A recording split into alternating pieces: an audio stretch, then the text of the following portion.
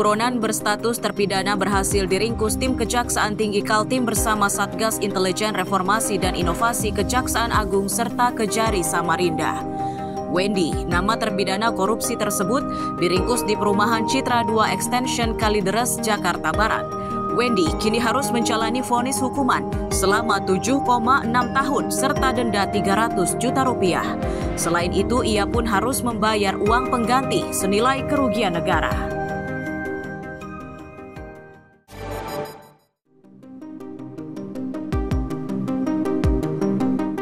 Video amatir ini memperlihatkan saat polisi berpakaian sipil menangkap seorang preman pria. Pria itu semakin tidak bisa berkutik setelah polisi menemukan 4 senjata tajam di badannya. Di lokasi lainnya, polisi juga meringkus juru tagih atau debt collector.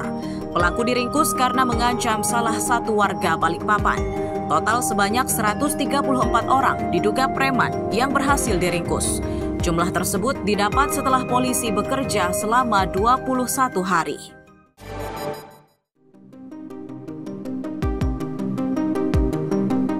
Kawasan Jembatan Bongkok, Karanganyar, Pantai Tarakan geger saat seorang bocah bernama Muhammad Fatir tenggelam di pantai. Salah satu warga menyatakan korban sebelumnya berenang bersama 2 rekannya. Warga seketika menjadi geger setelah mengetahui 1 dari 3 anak yang berenang itu tenggelam, sedang 2 rekan korban berhasil dievakuasi oleh warga.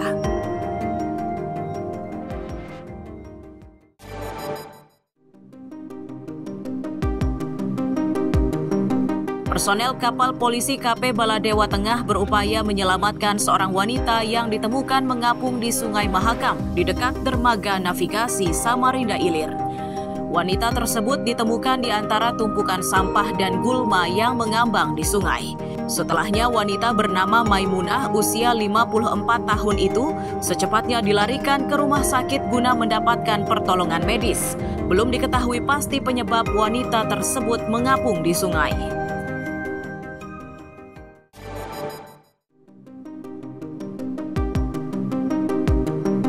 Banjir akibat luapan air dari Sungai Mentarang dan Sesayap kembali terjadi di Malinau Kota. Kali ini 18 RT di Desa Malinau Ulu yang terendam dengan kedalaman hingga 150 cm. Banjir ini menyebabkan warga kesulitan beraktivitas.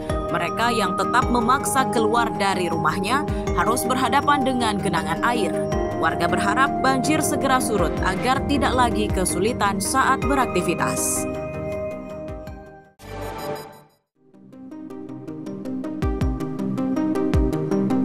Sejumlah karyawan pertambangan batubara di Kabupaten Berau berunjuk rasa di depan pintu masuk kantor Bupati.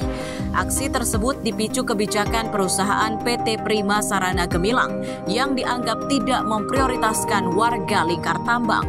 Perusahaan juga dinilai telah melakukan pemutusan hubungan kerja atau PHK secara sepihak.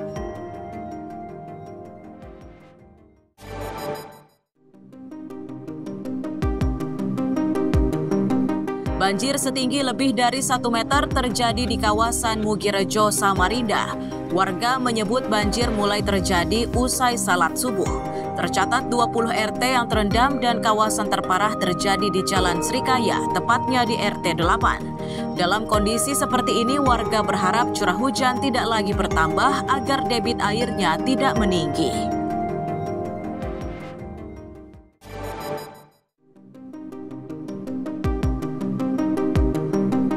Kawasan Jalan Gerilya Gang Sepakat Sungai Pinang Samarinda geger setelah 4 rumah kayu ambruk saat tanahnya bergeser. Dari peristiwa ini, 4 dari 6 penghuni rumah yang berhasil dievakuasi dan salah satunya harus dilarikan ke rumah sakit karena kondisinya lemas.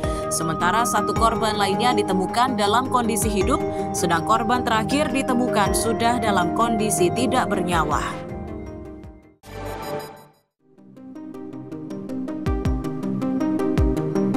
Seorang bocah laki-laki di Balikpapan yang dilaporkan tercebur di parit akhirnya berhasil ditemukan oleh tim SAR gabungan. Hanya saja bocah laki-laki bernama Ihsan dan berusia 2 tahun itu ditemukan sudah dalam kondisi tidak bernyawa. Lokasi penemuannya yakni di area Waduk Wonorejo, berjarak 500 meter dari lokasi korban tercebur. Atas permintaan keluarga, jasad korban dievakuasi ke rumah duka untuk proses pemakaman.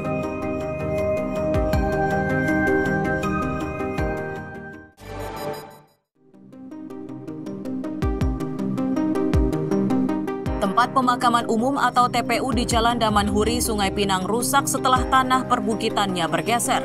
Terdapat puluhan makam yang rusak dan berpindah dari posisi semula.